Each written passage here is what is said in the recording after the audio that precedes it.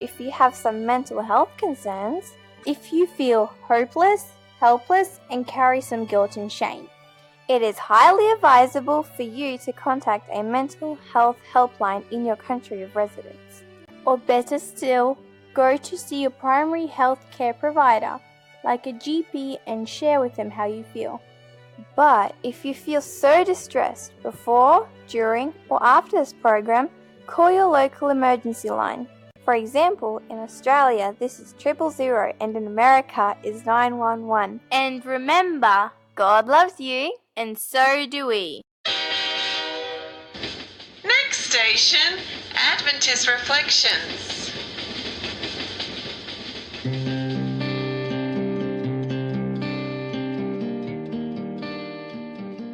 Now, to discuss character building ideas, here is your host, Dr. Danzie.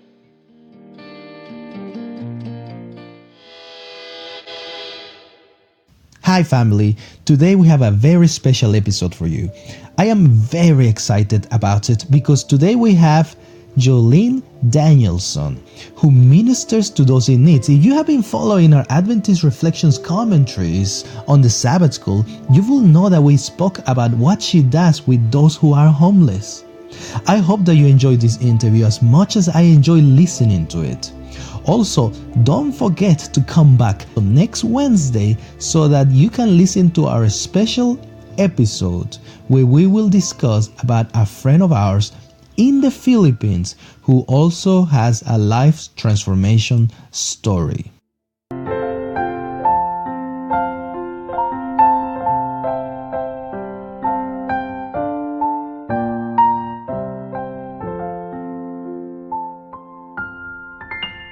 Welcome, JoLene. Welcome to the Adventist Reflections podcast. How are you going today? Yeah, thank you so much for having me. I'm so excited.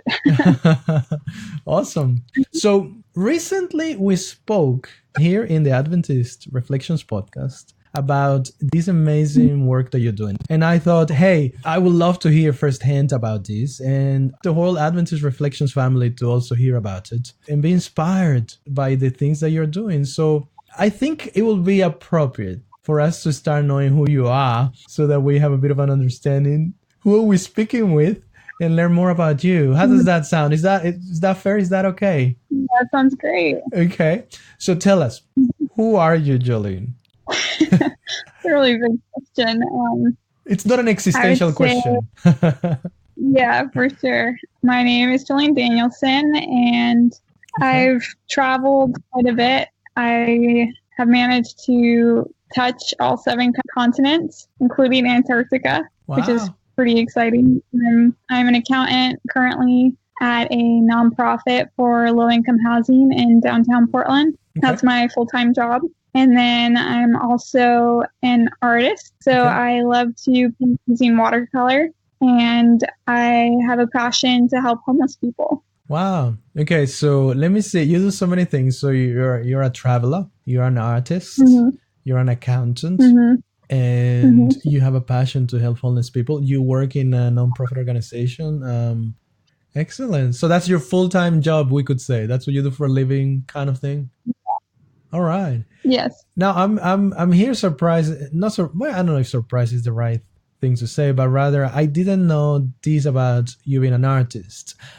I knew a little bit of what you were doing, and henceforth my curiosity in terms of the homeless people, but you are an artist yourself. So you're saying that you paint things in bright colors, like abstract stuff, or what kind of bright colored painting do you do? What's the kind? I don't know much about art, so I'm not going to play like I know much. So can you enlighten me a little bit?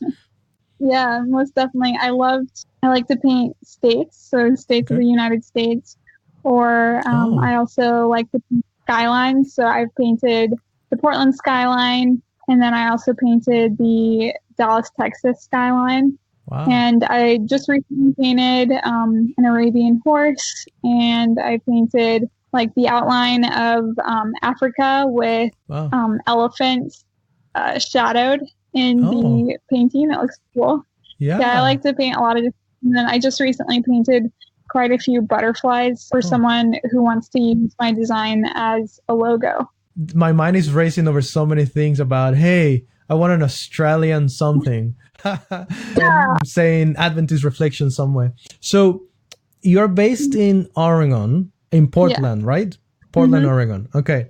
So for those of us who haven't been there, they might not know much about Portland and Oregon as such. Can you tell us a little bit? Are you born and bred in there? And when you think about Oregon, what is the first thing that will come to mind?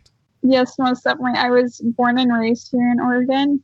I would say some of the things that Portland is mostly known for is they have a lot of beer, and then they have a lot of donuts. Okay. And it's known for being really weird. It's kind of like Seattle. It's a little bit smaller town. Okay. And it's a little bit more hippie than Seattle, and it's known for being weird, and it's very foresty.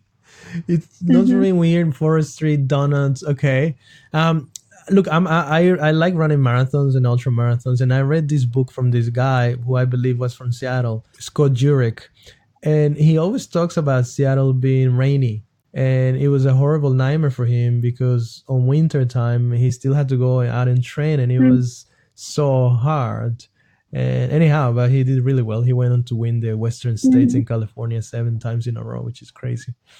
But okay, so is that yeah, I know, and he's a vegan runner, so he has another book about veganism and how that formed part of his championship. But so is Oregon and Portland in Oregon as Seattle, meaning is it also rainy? Because that's the picture that I have in my head that this guy gave me. Okay. Yeah, it rains. I think I looked it up. It depends on the statistics that you look at. Okay. But it rains about the same, just depending on what information you look at and depending on the year. Okay. But yeah, it rains about the same. And then Portland is more focused on bikes, like riding bicycles. There's bike trails everywhere to get around the city. Wow. So that's, I think they like 2 or 3 times the amount of biking trails that Seattle does. Okay. Well, that's pretty cool. I hope to one day come and visit and see some of your art firsthand and see what's going on in there. That would be cool. Yeah. So what church do you go to, JoLene? I go to Crosspoint SDA. Okay. It's the one that ended up leading the young adults tent at camp meeting or big camp. Now, what is it exactly that JoLene Danielson felt impressed to do? And maybe if you want to share with us why. Yeah, most definitely.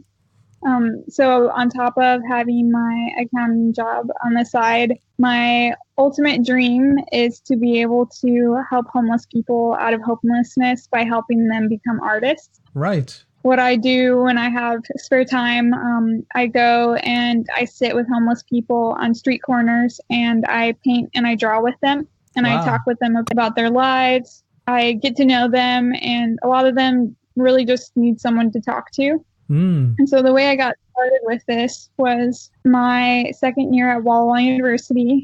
I received contact information from my childhood best friend. She had left a voicemail on my phone, and I hadn't heard from her in probably about 5, 6, 7 years. Right. And her name is Stephanie, and I love her very dearly.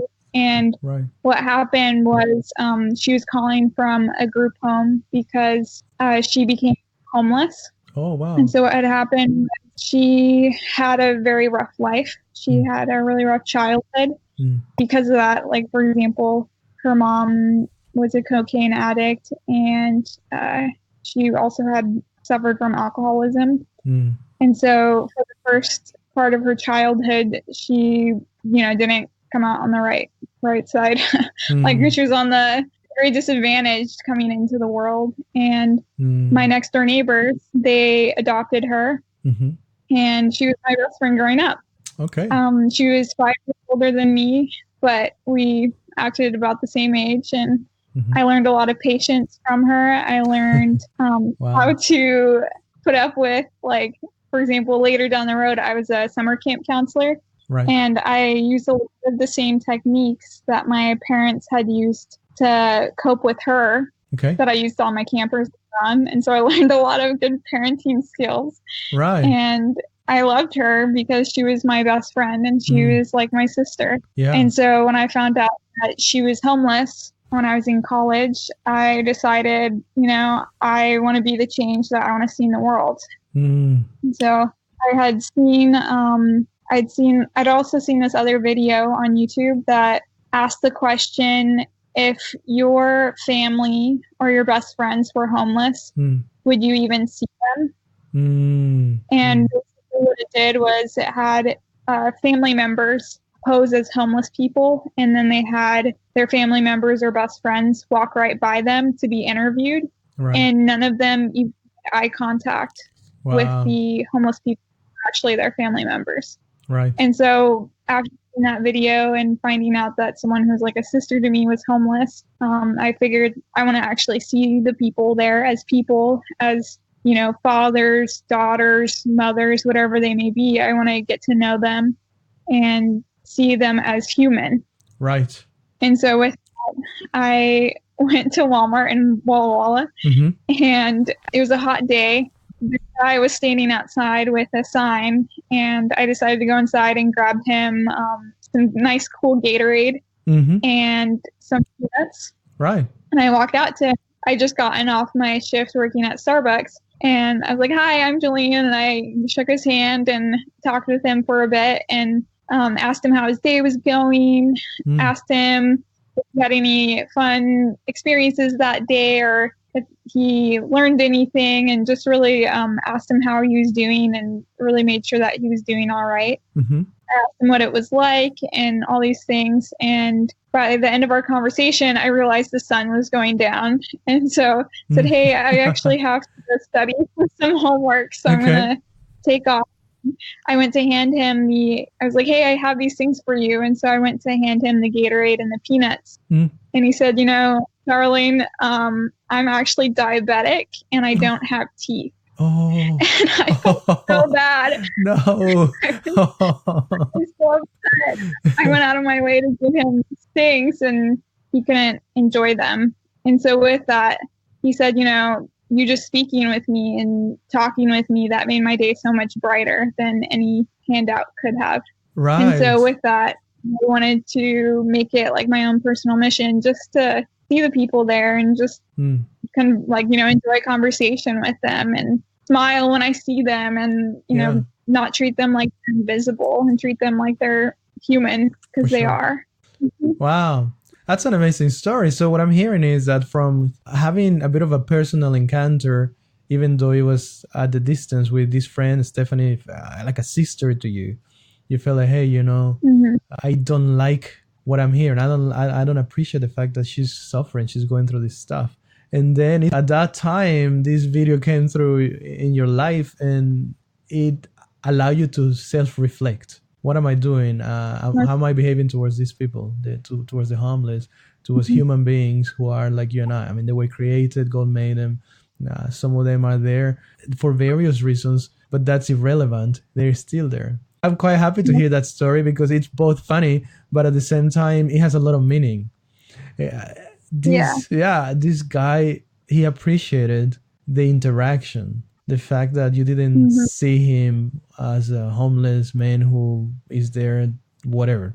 You saw him as a human being, as somebody who you can talk to like anybody else. Quite valuable. From there, what happened? So you continued to, like you mentioned, now every time you see a homeless person, you smile at them, you say hello. Is that all you do? You have mentioned that you do art as well with them. Yeah. Do you teach them art, or they already artists, or you just say, hey, let's just draw together? How do I do it? If I want to be a JoLene, do I just go out here in Australia, in the little town where I live, and sit down and, hey, I have this canvas, let's just paint? How does it work? Tell us about it. So what I usually do is I pick a spot to go to that's in a fairly public place. Okay. So where there's a lot of traffic. For safety reasons. For sure. My family worries about my safety a lot. Okay, because they know what you do, I guess. Yeah, and so from there, I have my art supplies with me. Okay. So I usually have color pencils, charcoals, watercolor, acrylics. It depends on kind of who I plan on seeing. For example, when I was in Walla Walla, I got to know this man named Kelly. Okay. And he would sit outside of Walmart on a bucket, which he offered to have me sit on, which I thought was really sweet. And he loved to draw with charcoals. Okay. And so I went out and I bought charcoals to be able to sit there and do art with him. Right. And so that's kind of how it works is I pack up my art supplies, and then I drive around until I see someone that's standing on a street corner. I park my car, and then I walk up to them, and I ask if it's okay if I can sit with them or hang out with them or talk with them or whatever it may be. And then I just ask them how they're doing. I introduce myself, and I ask them if they want to paint or draw with me, or I hand them a sketch pad if they do. Sometimes they don't, which I respect. And so sometimes, they're really focused with their holding their sign. So that's their choice. That's completely fine. And I'll just talk with them and ask them about their day and their life. And yeah, I just sit there and I enjoy my time with them and I get to know them. And then by the time we're done, I thank them for their time and I hope to see them around. And then that's kind of how it goes. And then I pack up my stuff and I head home. Okay. Do you see repeats? Like, do you have like frequent flyers or people do, hey, there's JoLene coming. Do they know you now? Like the lady who's coming with her artwork. Does that happen now? Yeah. I have a few friends in Walla Walla that I started to really get to know because they would really frequent the Walmart there. Yeah. Portland's a lot bigger than Walla Walla. And so it's not quite as common, but in Walla Walla, I would see my friend Kelly quite a bit. I have some pictures with him, and I actually hung out with him the day after my 21st birthday, I sat with him. Yeah, it was fun, and I sat with him, and I was asking him how he's doing and all that stuff. And I said, Kelly, guess what today is? And he said, I don't know, what, your birthday? And I was like, yeah, yesterday was my birthday. And he was super surprised. And he, especially when I said I was turning 20 or I turned 21, he was really surprised to find that I didn't do anything crazy for that. And that's not me at all. Right. And so he ended up coming over when I was packing up my stuff to head back to the university. He handed me these 3 chocolates that were in his pocket. Someone had given him. And he's like, hey, I want you to have these for your birthday. Okay. Because that's all he had. Wow. And I felt so like, I don't know, it was just so heartwarming to receive something from someone who has so little. Yeah. And for them to really take time to care for me and wish me a happy birthday. Like, I'm not going to lie, I definitely cried in my car. For sure. You felt you were touched by his kindness. Yeah, for sure. To receive love from someone and a gift from someone who has so little, it's really powerful. Yeah, it's interesting because as you're saying this to me, my experience has been that I don't want to generalize or stereotype, but my experience has been that a lot of the times the people who have the least are the people who are willing to give the most. And the other thing that catches my attention is that I come here from a perspective that at the moment, I'm not doing what you're doing. Coming from the general population's side of thinking, I perceive that we always have this view that people who are homeless are there because they just want to suck your resources. But here I'm hearing something different. I'm hearing, if they're there asking for something, it's mainly to do with the fact that they have to live somehow. They just want to survive. They're not there to be able to wanting to take your car, your house, your mortgage, your profession, your whole wage. They just want something to live. But they're willing to, even those little things that they have that people give them, like these 3 chocolates that probably was one of the things that he might be saving for something, for his dinner, for a special treat. I don't know. He was willing to give everything back because he is willing to give whatever he has to invest. Also in relationships, to be thankful, to invest in things that matter, which brings back that humanity into whether you're homeless or not homeless. That's so heartwarming. That's amazing. Yeah. So tell me something. I have seen your Instagram page, and at the end, I'm going to ask you to tell us what your social media is so that we can all follow you. I'm already following you, but I want other people to see the amazing things that you are having there. But there is pieces of art, of photos of art that I have seen. Is this all done by you, or some of this stuff is done by some of the homeless people that you have interacted with? Most of the stuff that I have on my accounts right now are things that I've done. Okay. I do have a few pieces of art that I think I have one that was done by my friend Kelly. Okay. He did the colored tree. It's on my website currently, but he drew the colored tree, and I'm hoping to be able to get more of their artwork on there. Mm-hmm.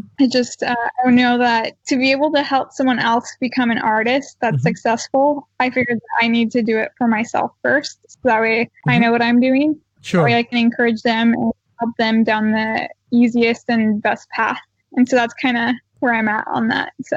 Okay. Yeah, no, that makes sense to me. So you are traveling the road so that you know what to do and help somebody else. And that will also, I think, help with some disappointments or expectations, I suppose, with other people. So what are you at in terms of your artwork? What are you doing with it? What's the road that you're traveling at the moment? Where at are you in it to try to become a successful artist? Currently, I just did a mug giveaway a few weeks ago.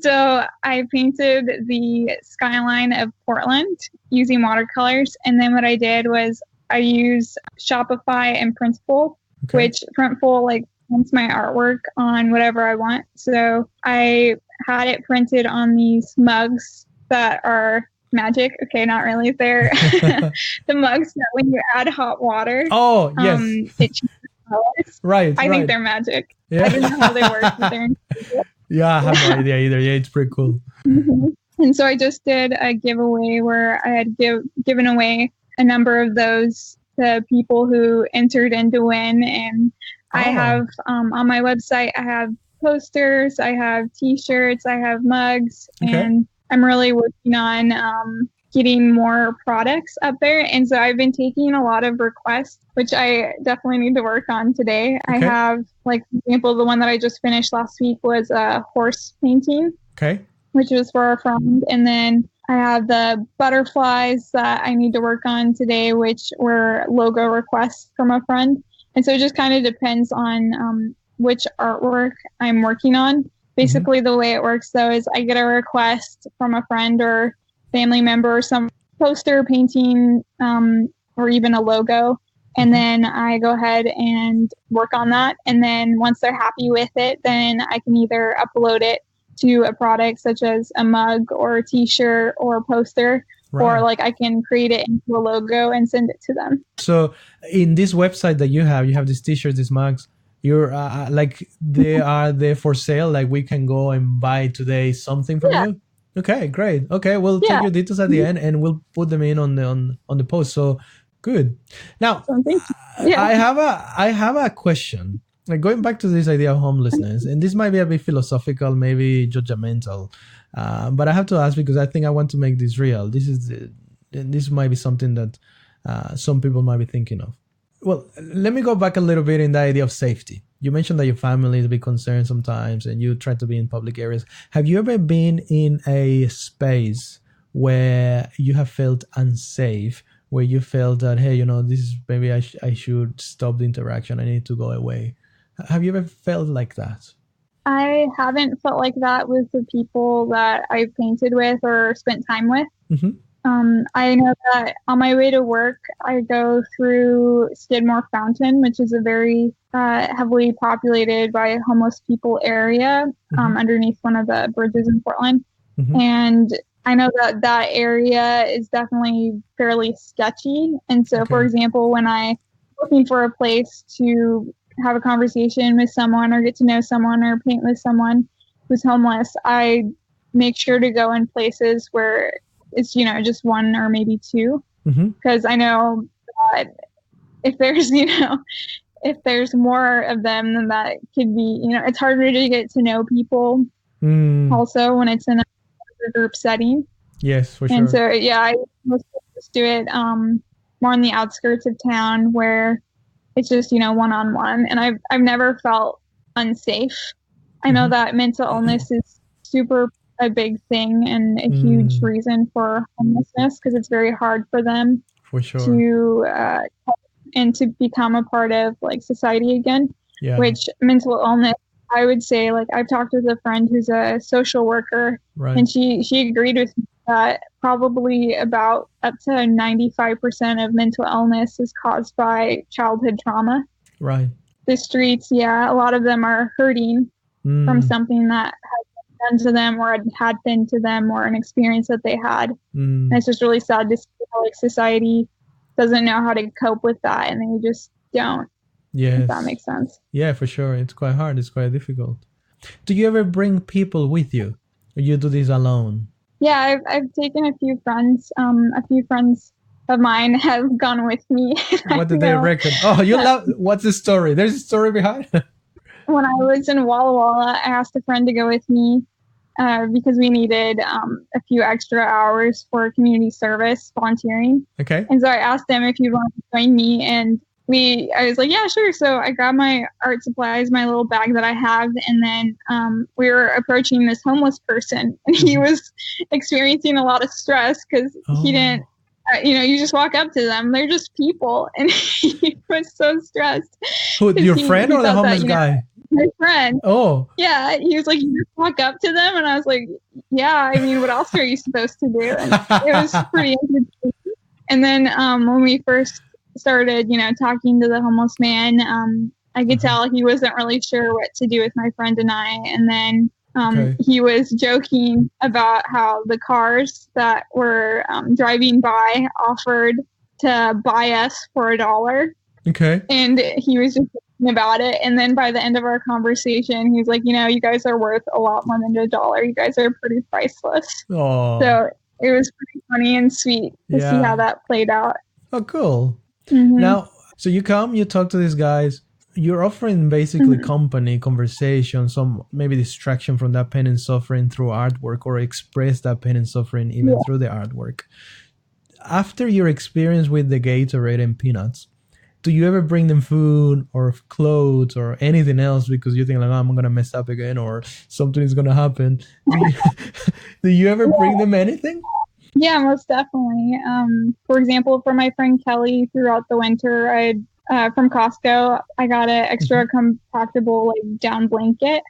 So I got that for him. And then for my birthday, all I wanted to do was to hand out packages to homeless people. And so I made PB&J sandwiches with little, because in the winter, it's winter in November in the US.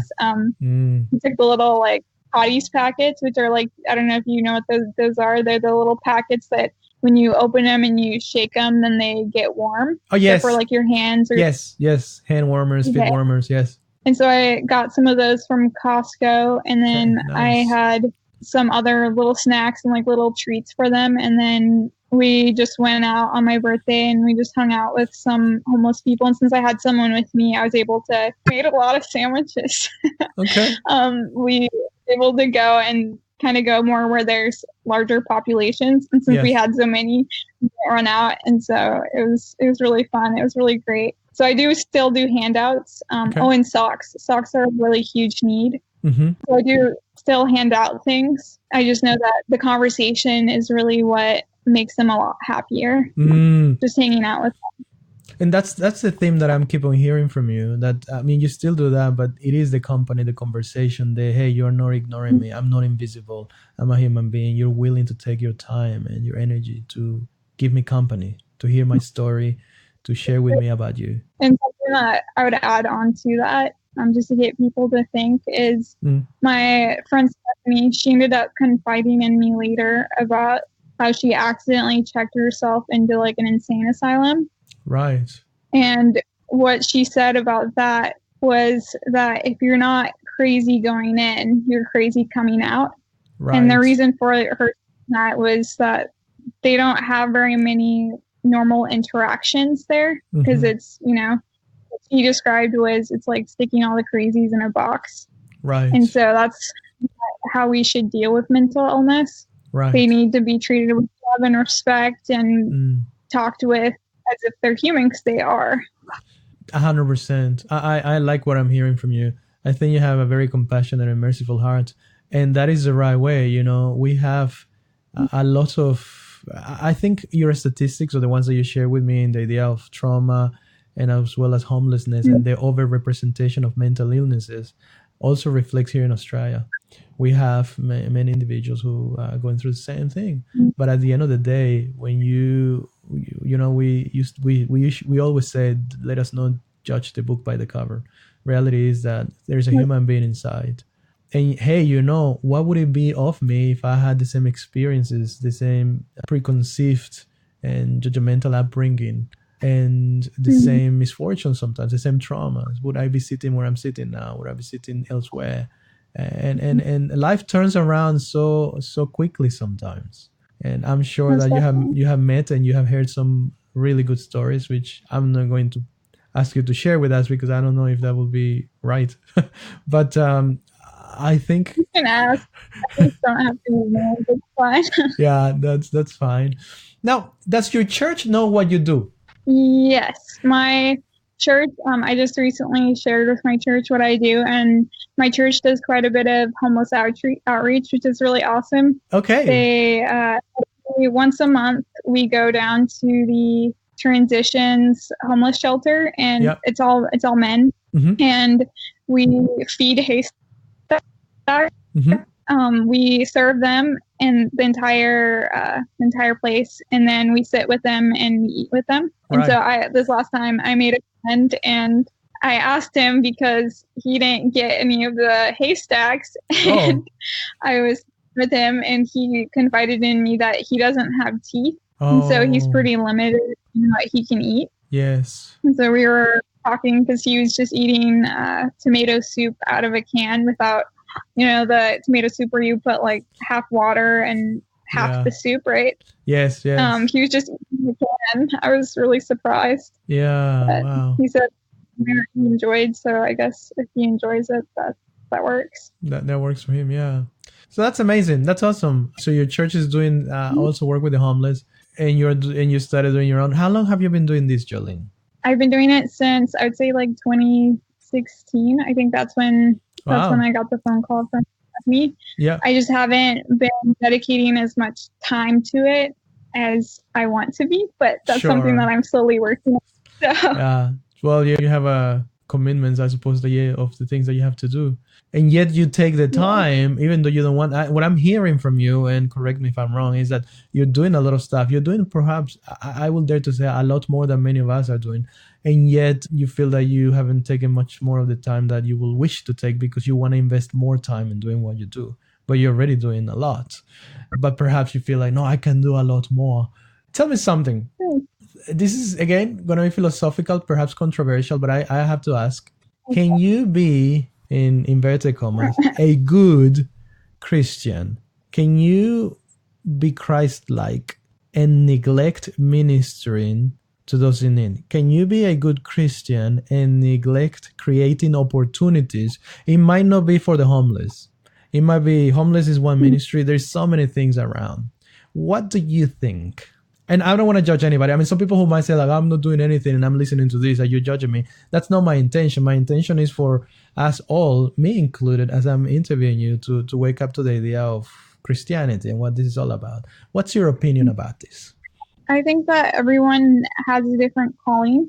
So for some people, it might be the environment. It might be saving elephants. It might be, there's a ton of different things. Helping out at the Humane Society. My best advice to people is to go after and become a part of the change to make the world a better place where you feel like God is calling you to. So what I mean by that is, like, for me, I know that I have a calling to help the homeless.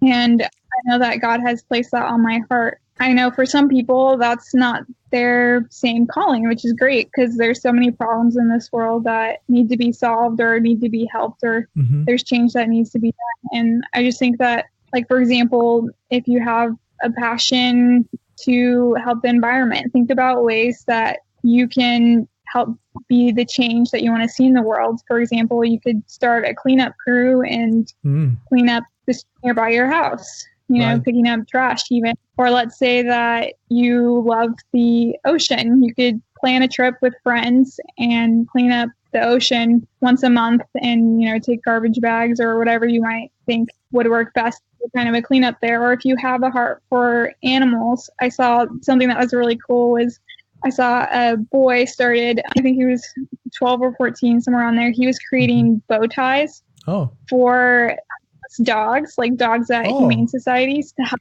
them become adopted. They look cute, and some people think, nice. I want to take him. Yeah, exactly. And so just think about what God has placed on your heart, and think about ways that you can be that change that God wants you to be. And for example, when I spend time with homeless people, you have to be careful, because some people, when they're spending time with homeless people or orphans or whatever it may be, they have the only intention of, converting them to Adventism or sharing the gospel, which is wrong. But what the gospel is, I learned this in Bible class in high school.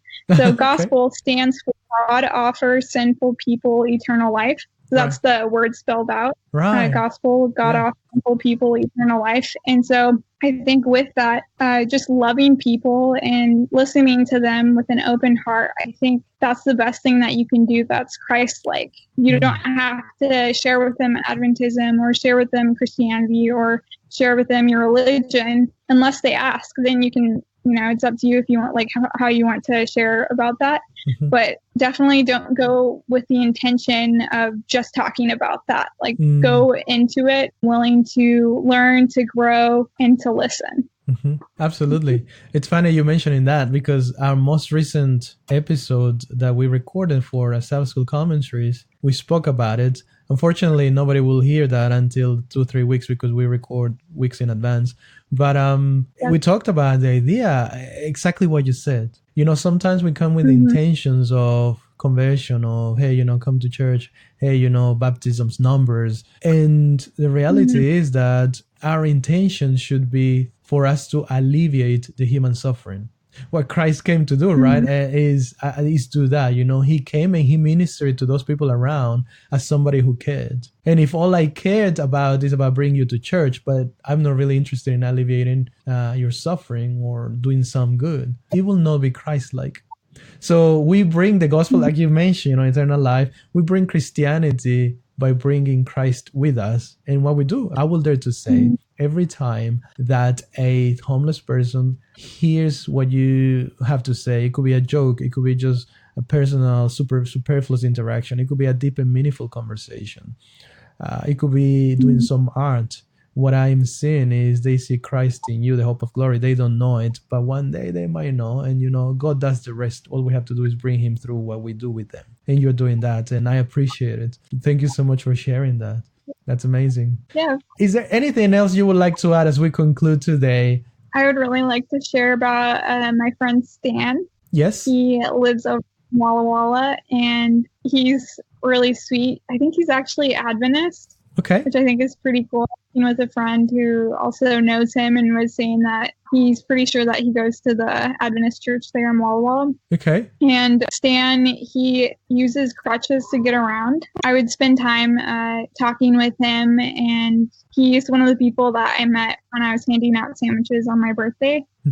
And I was about a month away from graduating from Walla Walla. Right. And I was having a hard time with my roommates. Okay. And so me being the hippie that I am, I decided that I was just going to solve my problem by sleeping outside. Okay. And so I just was enjoying myself, sleeping on an air mattress on top of a tarp that I got from Walmart and in a sleeping bag. And it was really nice sleeping out under the stars. Wow. It was so nice. And yeah, Stan and I were sitting there talking about things, and he was sharing about his family and how he misses his kids and his ex-wife and all these things. And I was just really amazed by the way that he talks about God. He calls God the big man upstairs. Right. And I really appreciate that, because he was saying about how God always provides for him and always cares for him. One thing that I was really blown away about was that when I confided in him about my roommate troubles, and he actually offered me to stay with him, like if I felt that I would be more safe there. And I thought that was the sweetest thing. And I was like, hey, I'm actually okay. Like, I really enjoy sleeping outside under the stars. It's really nice. But I was just really blown away by the love that he showed to me by offering, to be able to stay at the garage there with him if I felt like I wasn't safe in my situation, which I was doing okay. Sure. I just thought that was really incredible. Such a good heart. Let's see if there's, Stan's a really, really good guy. If people are in Walla Walla listening, then say hi to Stan. He's great. Yeah. I think that the thing that I really want to leave people with is that I want to encourage them to really see the people that are around them. And what I mean by that is you can be on your phone, that's fine here and there, but live presently and really see the people around you, because you never know if the person on the street corner is going to be someone you know. And I know that when I sit with homeless people and I'm painting with them, so many people wouldn't make eye contact with me because they were afraid. Yeah. And they felt awkward and they were scared and they didn't want to feel guilty. And I really think that that's something that we need to work on, and, just look at them in the eye and give them a smile. If that's all you can give in that moment, that's fine. But just acknowledge them as people. Awesome. I like it. I appreciate what you have encouraged us to do. I am willing. I take this not only as a challenge, but as a call. I don't know if my call is to be homeless people, because you mentioned that everybody has different calls. I do deal with a lot of homeless people in many situations because of what I do for a living, or I have done over the years. But I think that aspect of taking the time to be a human back, it is something that I take so much to learn from the experiences you have shared with me. And looking at them in the eye, giving them smiles, saying a hello, it doesn't cost anything if that's all you can do. If you can do more, go ahead and do more. Thank you so much, JoLene. I really appreciate you sharing that with us. Now, one of the important things right now, as we conclude this, is if somebody has a heart for homeless people, if somebody has listened to this interview, or maybe whatever, if somebody thinks, I want to know more about this, I want to know more about her, I want to know more about how she does it, I have some questions, can people contact you? Yeah, most definitely. Okay. How can people do that?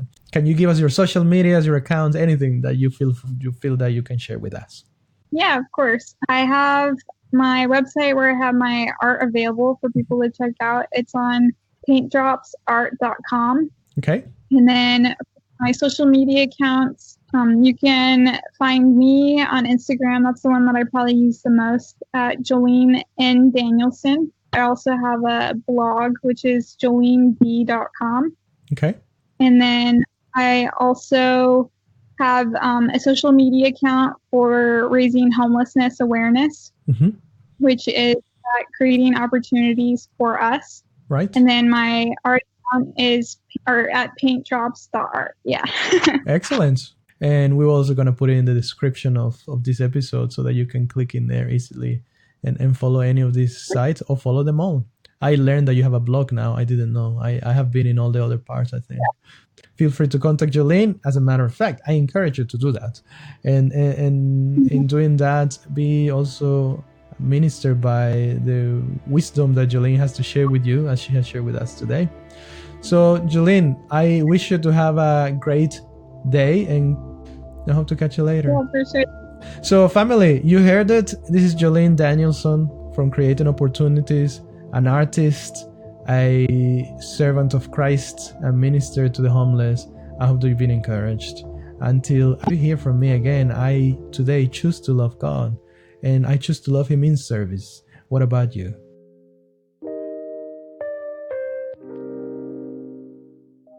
Remember to subscribe to this podcast, like it, share it, hashtag it, comment, and find us on Facebook, Instagram, YouTube, Twitter, and Tumblr as Adventist Reflections. God bless you.